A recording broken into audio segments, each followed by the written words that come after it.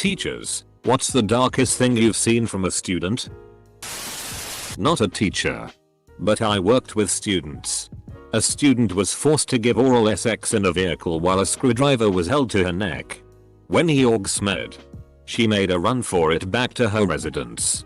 She had the clarity and ingenuity to keep the semen in her mouth and spit it in a cup for evidence. There was a manhunt and the guy was caught. He was convicted of 3 separate student assaults across the state. I was in the emergency room with the student a couple hours after the incident. Standing there as she described what happened. Through her tears and in front of her mother. It was one of the hardest things I've ever had to witness. A student during holiday break a few years back murdered her mother and her mother's boyfriend brutally with the help of her own boyfriend. Then the bodies laid in the apartment as she left and eventually went to a New Year's party days later. Eventually she was arrested along with her boyfriend. Chilling to think she was sitting in my classroom days before. Probably with this whole plan in her head. I was student teaching when I was 21. I had a class of high school seniors. One boy was caught telling his friend he planned to pay me in my car. I ended up getting transferred about 2 months into my student teaching experience. I've been assaulted before. So it felt even worse. Edit. I'm really blown away by the kind replies here. Thank you all. Had a student in my class as a sophomore. Every morning her junior year she would come in and chat in the morning. One day out of the blue it stopped. In fact, she wasn't at school at all anymore. Fast forward 3 months. She shows up and looks broken. I ask her what's going on. After quite a bit of hesitation, she tells me that she went to a party and was DD. No alcohol in her system. However, she woke up the next morning and couldn't remember a thing about the previous night. A couple weeks later, she finds out she is pregnant. She was a virgin before that night. Roofied and arped. She had only told her counselor and now me. I haven't had a chance to talk to her due to COVID. Her outlook and demeanor was night and day before and after that party. Not my class, but I adopted a rabbit once to keep my other rabbit company. I noticed she didn't have a tail. And when I asked about it I was told she was a kindergarten pet. Apparently the reason she was up for adoption was that one of the children cut off her tail with a pair of vying safety scissors. She had some issues. I didn't see it. But I heard it. I used to work at a shelter for at-risk girls aged 8-18. Mainly truancy or runaway cases, but some were taken from homes of abuse, drugs, sex trafficking, etc. We housed and looked after roughly 20 girls at a time when we were at full capacity. Many of them had a lot of mental and emotional issues. One of our youngest girls at the time, around age 9, was talking to an older girl, around 13. Teen was nonchalantly talking about how she was arped as a young girl before she came to the shelter. Next thing I knew, at least 10 other girls who had overheard the conversation started talking about how old they were when they were arped. Some rattled off multiple ages and times when it occurred. Just causally. It was chilling to hear so many young girls tell their tales. 13-year-old crying hysterically in class. Saying random adult voices are telling him to kill himself. Next day has no memory of incident. But tells me it comes in waves. Had a kindergartner smash a glass measuring cup and stab himself in the arm to the point that blood was everywhere. All while repeatedly crying, please just let me die. I just want to die. Had to sit in my car and cry for about 30 minutes before driving home that day. My mom was a school nurse and always came home with some crazy stories. One of the most blood-curdling things she has was a girl that was really into cutting to the point where she had a scar that covered the majority of the outside of her bicep. The girl one day decided that she hated her scar and wanted to get rid of it. At home. By herself. She decided she was going to get rid of them. In her bathroom. She took a knife to her arm. Cutting a 4x6 piece of scar tissue that was just under an inch thick out of her arm. She then proceeded to stitch it up using a needle and thread and bandage it with gauze all by herself. She then woke up and went to school the next day so she could go to my mom's office and ask if it looked infected. It was. Not a teacher, but I did do a lot of volunteer work with little kids. One of the 5th grade boys was caught grabbing random girls and trying to pull them into the supply closet and try to kiss them. He was even caught trying to grab their butts or without his hand on their seat as they started to sit down. When we finally got to talk to his parents, turned out his grandpa was teaching him these things. The weirdest part was when we questioned the grandpa about it, his response was, "Who cares? They're just little girls. Grandpa's a piece of..." I'm a teacher. A student saw one of my former co-teachers at some point with his wife and thought she was hot. And my co-teacher took advantage of this to get the student to secretly record his sister taking showers, and he offered videos of his wife performing sexual acts on with him to the student in exchange. He finally got caught when the student blackmailed the teacher into trying to get the wife to him. And when he proposed it to his wife, she called the cops. I taught welding and metal sculpture at the high school level for a year. One morning, one of my students, a quiet, awkward, but really nice young man, came into class and asked me for a band-aid. I asked him what for and he replied that it was for a burn. Class hadn't started yet for the day. He showed me and it was a fresh 2nd-degree burn that was already blistering. It was in the shape of an A. Some kids, if I'm going to be honest, they were bottom performers and troublemakers, from a different class of mine, had swiped a small metal letter A from one of my supply bins, heated it with a lighter, and then branded this kid on the morning school bus. He had let the kids do it because he really wanted to fit in. He didn't have many friends and these kids had seemed cool because they were always acting out. As a mandatory reporter, I reported it. The police got involved. Other than that, I have no idea what else happened. In elementary school we had a kid with a severe peanut allergy and a teacher caught some kids rubbing peanut butter on the opening of his water bottle. We also had a kid who could describe in detail about how to prepare heroin. For some reason the peanut butter story bothered me more than the little heroin chemist. I had a kid who really wanted his parents to come to his graduation ceremony, but they were both sex offenders and couldn't be on campus. He just wanted someone there to support him. My first year teaching was, like everyone says, the worst year. The first day of school I'm getting to know the kids by asking them random questions, and I ask this one boy what he wants to be when he grows up and he replies with, "Doesn't matter, I'm going to end up in prison like my parents." Woo, okay. From there things got progressively worse. He was hearing voices and always threatening to hurt other staff or students. He was hitting his head on walls or windows when frustrated. He came back from spring break and told me the voices told him to kill a cat he found. By the end of the year he was sexually assaulting girls at school. When I was a student teacher, I taught briefly at a school with very old school approach to teaching. Desks in rows. Nothing is shared. No group collaboration. Students don't engage, only listen. The demographic that went to this school took their children's education very seriously. And students had very strict parents. On one of the first days meeting my class of grade 3 students, I had the students wash their hands before doing an activity. I was helping some students roll up their sleeves while they were washing. I got to the last student, and my mentor teacher tells me to stop, which caught me by surprise. She pulled me over and told me that particular student had cuts and bruises all the way up his arm from alleged domestic abuse. The relevant government agencies were already involved in the case. She noticed it when she realized he always flinched when she came near his arms.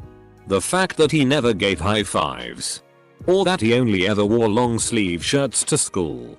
It was one of those sobering moments where you realize there is still evil in this world.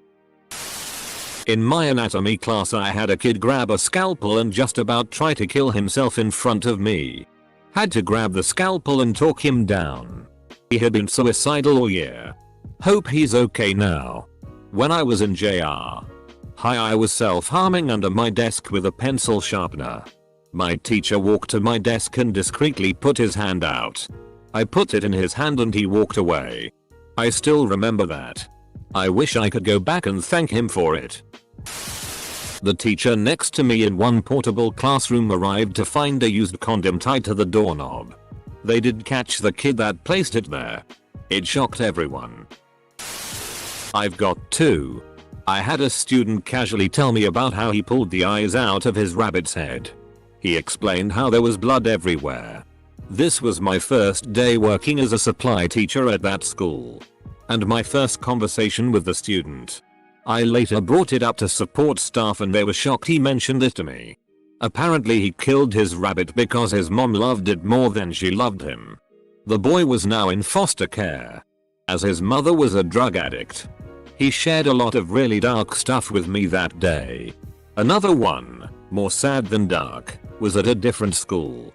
Students had to write their address for an assignment, but this 4th grade girl didn't know hers.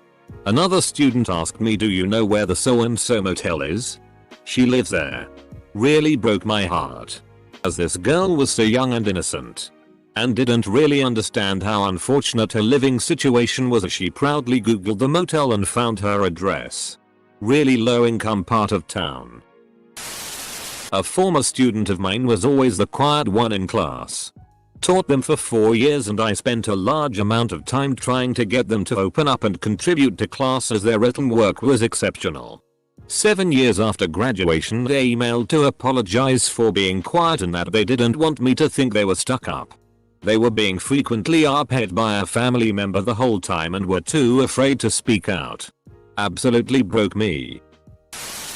Our school had a selective mute kid that graduated last year.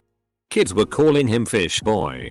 Turns out he was buying fish and killing them in various ways on Instagram based on people's requests in the comments. Edit. Was not expecting to be the top comment and didn't realize I haven't been on Reddit in 3 days. He was not a student of mine, so I can't really elaborate. All I remember is the school found out because he brought a fish to school. Edit again.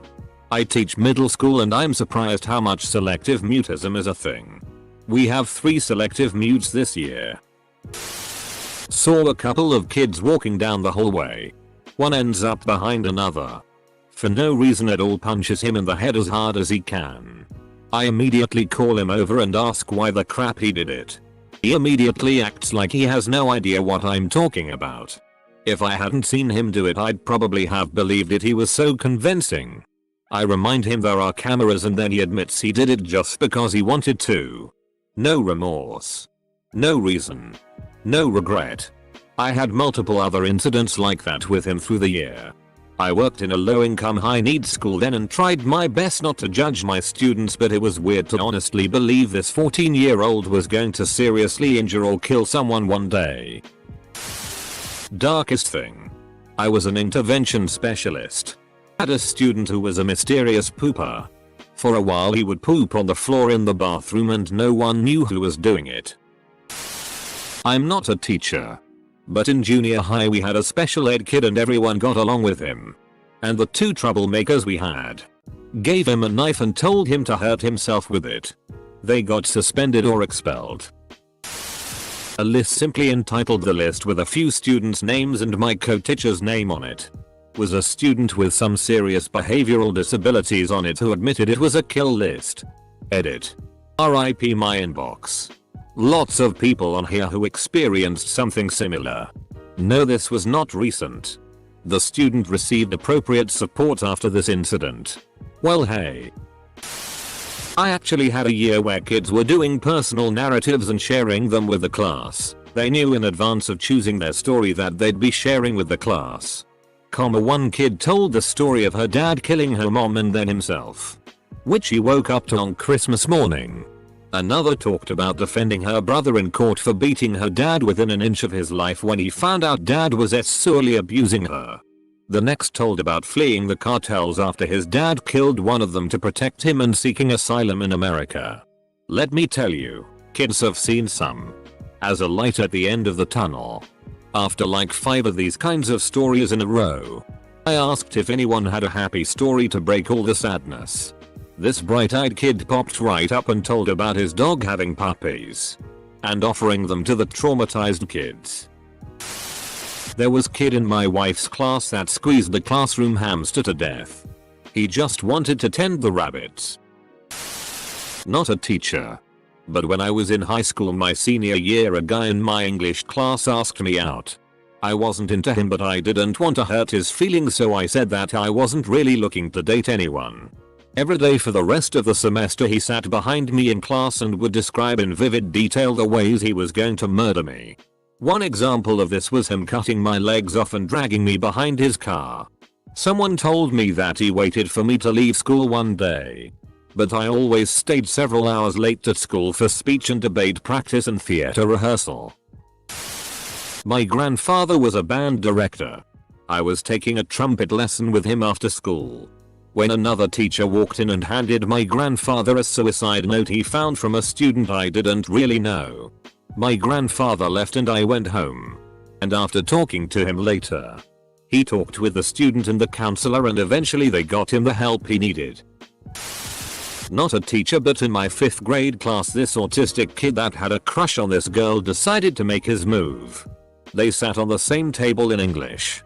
So the autistic kid stands up on top of the table and takes his pants down and shakes his ass for not only the girl, but for everyone in the whole classroom to see.